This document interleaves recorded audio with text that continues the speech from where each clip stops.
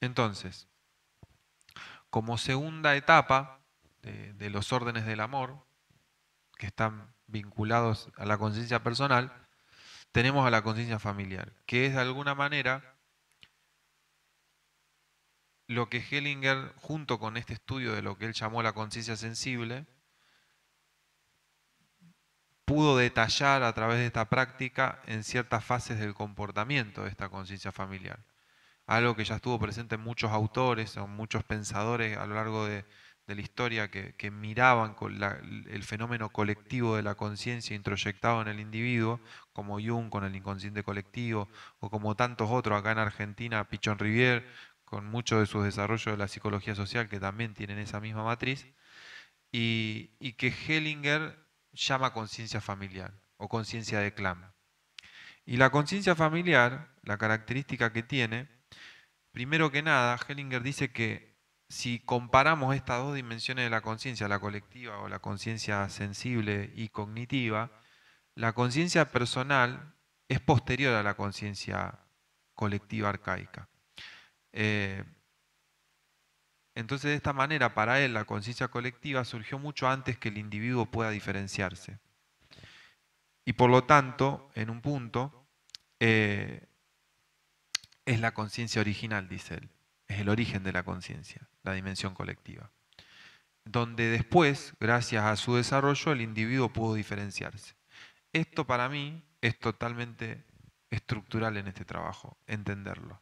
Nosotros estamos en una cultura que está profundamente anclada en la idea del individuo aislado y que está centrada en que el individuo está aislado y entra en contacto con el mundo, se vincula con los otros, se vincula con el mercado, se vincula con la política, se vincula con la sociedad.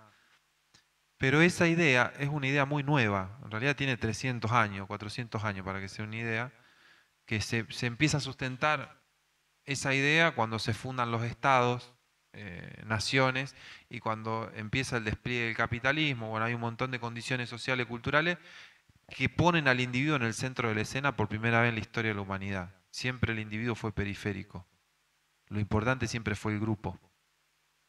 De hecho, en muchas culturas, cuando uno infringía una norma muy grave, vos podías elegir entre la pena de muerte o el destierro. Con lo cual el destierro, el dejar de pertenecer, para muchos era peor que morir, y elegían la muerte. Entonces, esta lógica de lo colectivo por sobre lo individual, en realidad es el 99,9% de la historia de la humanidad. Que el individuo esté en un primer plano es la excepción, por más que para nosotros sea lo normal. Que eso es una de las grandes dificultades para mí para entender la conducta humana que tenemos hoy en día. Porque invertimos los roles, digamos, ¿no? Eh, claro, siempre subyace lo colectivo, porque es como, incluso en el desarrollo de un niño se ve eso. Pero bueno, esta dimensión de la conciencia colectiva, de alguna manera, hace referencia a los procesos evolutivos, a la relación sujeto-naturaleza, y a cómo la naturaleza ha ido desarrollándose, digamos, donde nosotros estamos inscriptos y tenemos ese bagaje. Entonces, en ese sentido, cuando hablamos de conciencia colectiva, eh, lo que nosotros hacemos es entender a cada individuo, a cada familia como parte de algo mucho más grande. Si nosotros vemos una manada, si nosotros vemos un cardumen, si nosotros vemos una bandada de pájaros, no podemos comprender el comportamiento de ese colectivo si creemos que son individuos aislados que están decidiendo aisladamente los movimientos que realizan. Es como una manera muy acotada de pensar ese fenómeno. Funciona más como un organismo, como la dinámica de un organismo, donde no hay una voluntad individual tan desarrollada. Y en nosotros eso pasa también.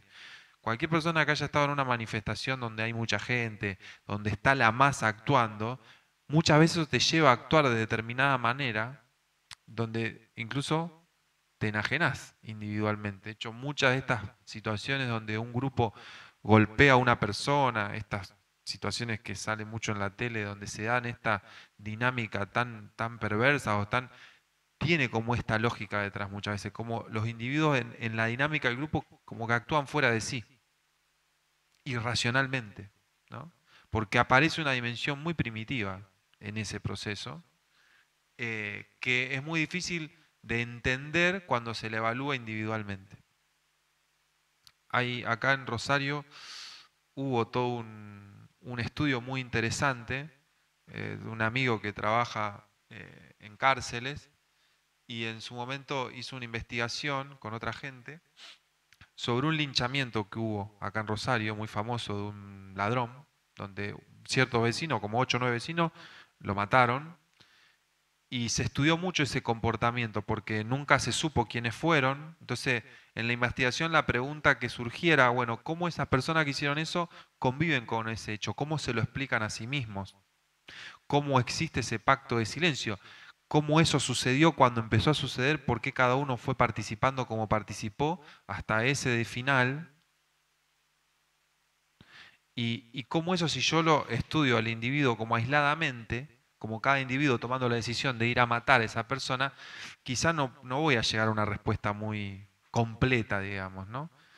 Entonces, de alguna manera, en pensar esta conciencia colectiva es como mirar una dimensión de la conciencia que también tiene sus necesidades. Y acá Hellinger eh, plantea también tres necesidades de la conciencia familiar o la conciencia colectiva, que son similares a las de la conciencia personal, pero a la vez son muy distintas. Porque en la conciencia colectiva, familiar, nosotros en la conciencia personal podemos sentir la posibilidad de pertenecer o no pertenecer, que es una experiencia que todos hemos vivido en cualquier grupo, en nuestra familia, en grupos de amigos, ideológicamente, en religiones, lo que sea que haya estado nuestra individualidad involucrada en un grupo, hemos experimentado que si hacemos determinadas cosas siento que formo parte y si no las hago siento que quedo afuera. Eso es algo que sucede en la conciencia personal. En la conciencia familiar, todos pertenecen. No hay forma que alguien quede afuera. Todos forman parte.